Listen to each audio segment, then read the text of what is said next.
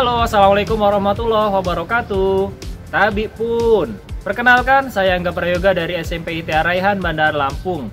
Salam kenal untuk kalian semua. Pada kesempatan kali ini, izinkan kita berdiskusi bersama tentang satu materi.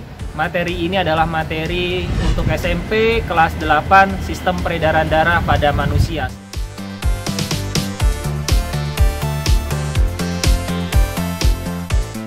Tapi sebelumnya, pernah nggak sih ketika kalian beraktivitas lebih dari biasanya, kalian merasakan detak jantung kalian merasa berdegup lebih kencang dari biasanya? Misal dalam kondisi kalian duduk, bersantai, dan berlari ya, ukurlah masing-masing.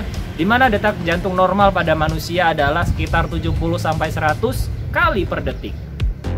Kita harus mengenal bahwasanya sistem peredaran darah manusia ini dibangun oleh 3 komponen utama. Yang pertama adalah darah, yang kedua jantung, dan yang ketiga adalah pembuluh darah. Ini dia pembelajaran kita, sistem peredaran darah pada manusia. Darah kita kenal dibangun oleh 2 komponen utama, yaitu plasma darah dan sel darah. Plasma darah berfungsi sebagai pengangkut zat makanan dan hormon serta mineral yang ada di dalam tubuh kita manusia. Dan plasma darah ini biasanya berwarna kekuningan, dominan untuk membangun komponen darah tentunya. Komponen darah yang kedua adalah sel darah merah, sel darah putih, dan keping darah, eritrosit, leukosit, dan trombosit ya. Yang pertama adalah eritrosit, sel darah merah. Sel darah merah ini semua kawan-kawan berbentuk bikonkav, berjumlah 4,5 juta sampai 5 juta per milimeter kubik, berfungsi dalam mengikat oksigen dan CO2 tentunya, atau sisa metabolisme CO2 itu ya. Sel darah putih berfungsi untuk pertahanan tubuh kita manusia. Sel darah putih ini berbentuk ameboid dan dia bersifat diapedesis atau mampu menembus jaringan. Jadi kemampuannya ini sangat unik. Sel darah putih juga adalah satu-satunya sel yang memiliki inti tentunya, di mana sel darah merah dan trombosit tidak memilikinya. Dia juga dibagi menjadi 2 macam, yaitu agranulosit dan granulosit. Agranulosit ini dibedakan menjadi 2 lagi. Yang pertama adalah limfosit dan monosit. Kemudian granulosit itu ada 3, yaitu basofil, eosinofil, dan neutrofil. Yang pertama deh, agranulosit. Kalau saya menyebutnya alim ya, alim itu apa? Agranulosit, limfosit, dan monosit ya. Limfosit berfungsi dalam membangun antibodi. Monosit ini sifatnya adalah fagosit. Granulosit ini ada 3 semuanya teman-teman. Basofil, eosinofil, dan neutrofil. Kawan-kawan pernah merasakan kejedot nggak? Kejedot, benjol gitu ya. Nah, benjol itu adalah respon yang diberikan oleh basofil ya. Basofil memberikan respon benjol untuk apa? Mengalirkan darah sebanyak mungkin supaya benjol itu cepat sembuh tentunya ya. Respon peradangan, basofil. Eosinofil apa? Ada yang pernah makan udang-udangan kemudian alergi, gatal merah-merah segala macem? Nah, itu adalah respon alergi yang diberikan oleh eosinofil ya. Dan yang terakhir adalah neutrofil. Neutrofil ini agak mirip dengan monosit, tapi dia adalah fagosit tak efektif ya. Karena apa? Karena pernah mengalami luka yang agak dalam kemudian keluar nanah. Nah, nanah itu adalah sebagian besar anggota dari neutrofil ya. Baik, setelah kita mengenal sel darah putih, kita bergeser sedikit ke keping darah, yaitu trombosit. Dia berfungsi dalam proses pembekuan darah. Trombosit ini bersifat mudah pecah, dan ketika pecah dia akan mengeluarkan tromboplastin atau trombokinase. Dia akan mempengaruhi protrombin menjadi trombin yang dibantu oleh vitamin K dan ion Ca2+ kalsium. Nah, kemudian trombin ini akan membuat pengaruh pada fibrinogen yang akan menjadi benang-benang fibrin yang akan akhirnya menutup luka kita ya. Kemudian yang kedua adalah jantung. Baik, jantung kita manusia ini terletak di rongga dada agak sebelah kiri ya. Maka ada sunnahnya dalam Islam ketika kita tidur, itu baiknya miring ke sebelah kanan. Kenapa? Karena akan mendapat beban lebih ringan daripada ketika kita miring sebelah kiri. Lalu jantung kita berbentuk seperti buah apel ya, sebesar kepalan tangan dan memiliki massa sekitar 250 sampai 350 gram ya. Laki-laki dan perempuan, biasanya laki-laki lebih memiliki massa lebih daripada perempuan ya. Baik semuanya, jantung kita memiliki 4 ruang dan 4 katup ya. 4 ruang dan 4 katup. Yang pertama, 4 ruang, yaitu seka, ski, beka, beki ya. Serambi kanan, serambi kiri, bilik kanan, dan bilik kiri ya. Selanjutnya untuk serambi kita sebut sebagai atria, maka serambi atria adalah satria ya. Kemudian ventricle bilik adalah Febi, maka ventricle bilik satria Febi.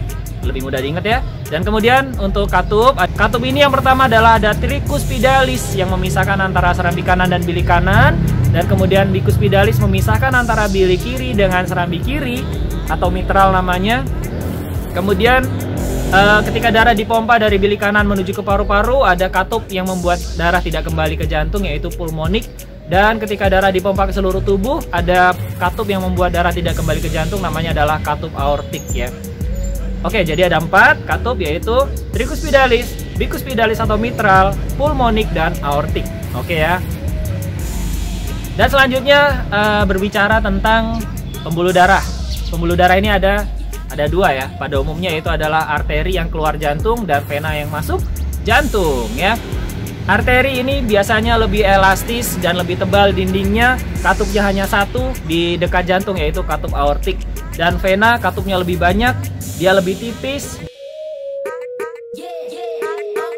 Oke, adik-adik semua dan kawan-kawan yang hebat, kita akan masuk ke sistem peredaran darah manusia, yaitu ganda dan tertutup ya. Apa sih yang dimaksud dengan ganda dan tertutup? Yaitu sistem peredaran darah pada kita manusia melalui jantung 2 kali, dan tertutup artinya selalu di dalam pembuluh darah. Alright, betul. Yang pertama adalah peredaran darah besar. Peredaran darah besar dimulai dari bilik kiri, dan ini alasan kenapa bilik kiri adalah ruang jantung yang lebih tebal daripada ruang jantung yang lainnya ya. Jantung dipompa dari bilik kiri, dihantarkan melalui aorta ke seluruh tubuh, dan kemudian kembali ke vena cava. Bagian atas itu superior, bagian bawah itu inferior ya. Masuk ke serambi kanan ya, artinya dari bilik kiri dan ska.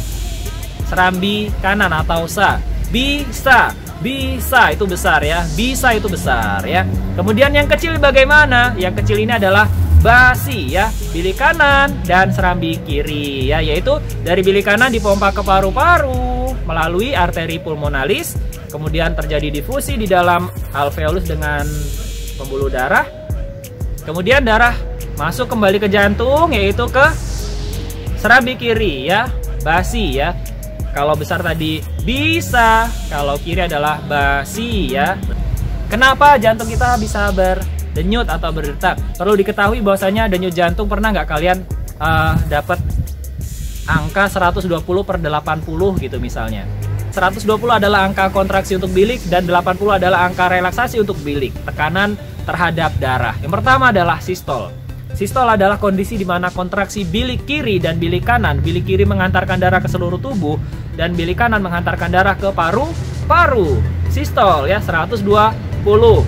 Kemudian yang kedua adalah diastol. Diastol adalah kondisi relaksasi dari bilik sehingga siap untuk menerima darah dari mana? Dari serambi. Serambi kanan dan serambi kiri ya. Itu adalah angka untuk diastol. So, 120/80 adalah angka sistol dan diastol, milimeter per hektogram. Oke, mantap. Selanjutnya adalah gangguan dan kelainan pada sistem peredaran darah pada manusia ya. Kita bedakan menjadi 2 nih. Yang pertama adalah karena faktor keturunan, dan kedua adalah non keturunan atau gaya hidup deh biasanya ya.